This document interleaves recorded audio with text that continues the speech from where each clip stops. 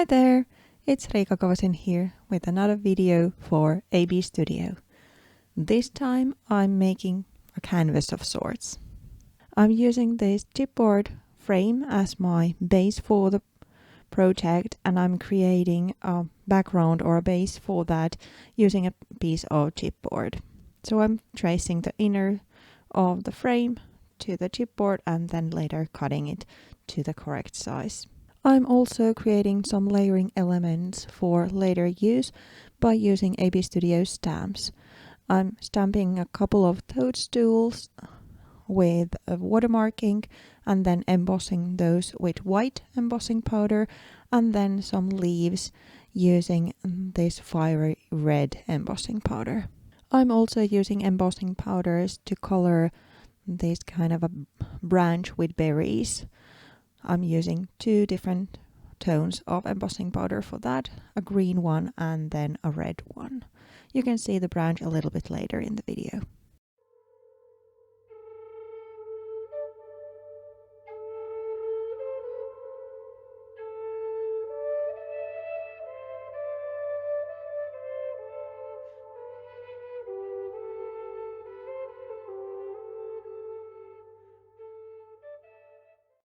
Now I have the back piece cut to the correct size, and I'm attaching a piece of patterned paper on top.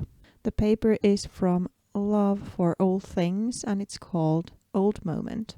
I'm using collage medium to attach the paper to the chipboard base.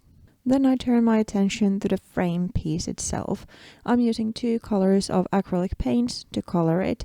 I'm first adding some bronze acrylic paint on top of the frame and then adding a mud colored brown and letting those two mix. I'm painting the whole surface using the two tones, and as they are acrylic they will dry very quickly. I don't need to dry the paint layer before adding a crackle layer on top.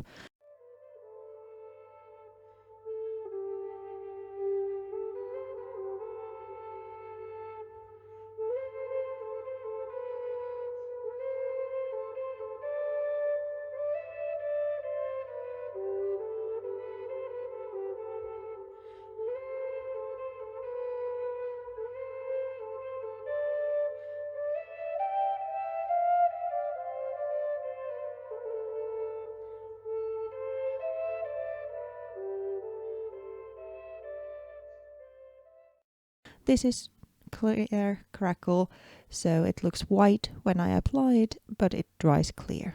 With crackle paste it's easier to let it air dry than to use a heat tool, because then you get those different sized cracks appearing. Next I'm then coloring the leaves and the toadstools I stamped earlier. For that I'm using watercolors. I'm mixing different autumn tones like yellow and orange and red in the leaves, but keep the color scheme a little bit more down to earth with the toadstools. After coloring them, I quickly dry them with a heat tool and then cut them loose.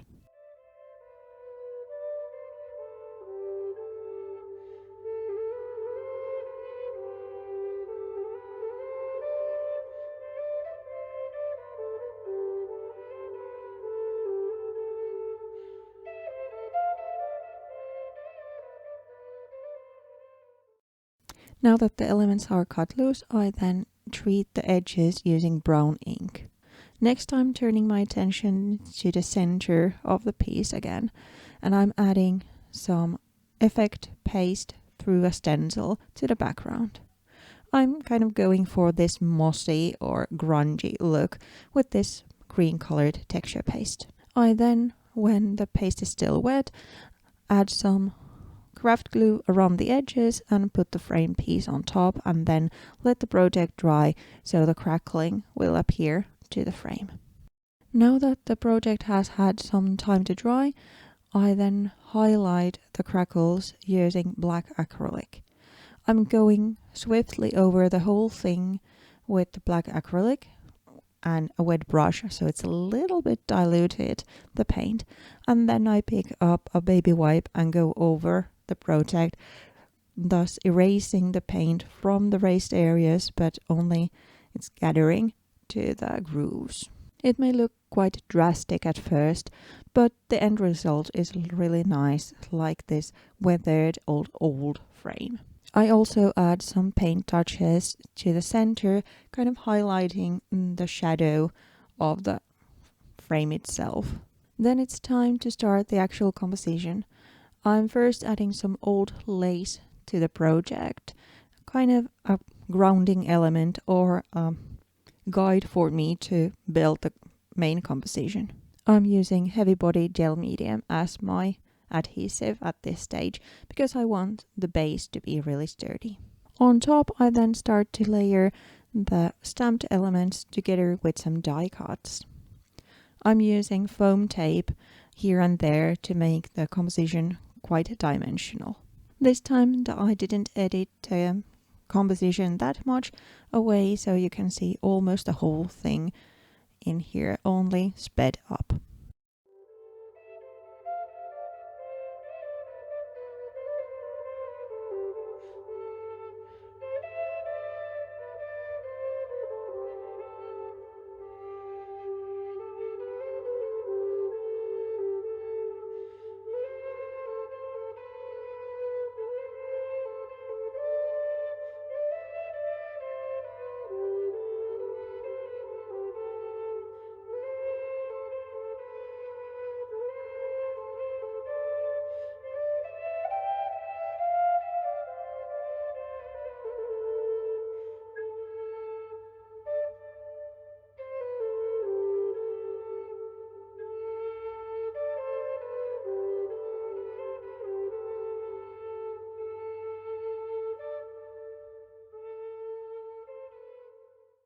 When I then have the main composition done, it's quite flat even though I've used foam tape to make it dimensional, but the elements themselves are quite flat.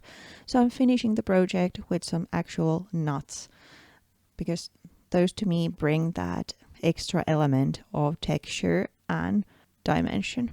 I add those in using just regular craft glue, and after that the project is done.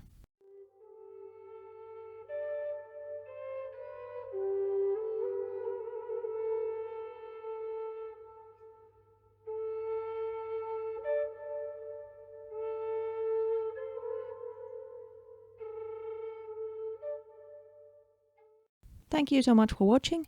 I hope you enjoyed this video. It's a little bit longer than usual, but I wanted you to see the process as much as possible. If you liked the video, please consider subscribing, and I'm wishing you a very happy, colorful and sunny autumn. Thank you. See you again. Bye.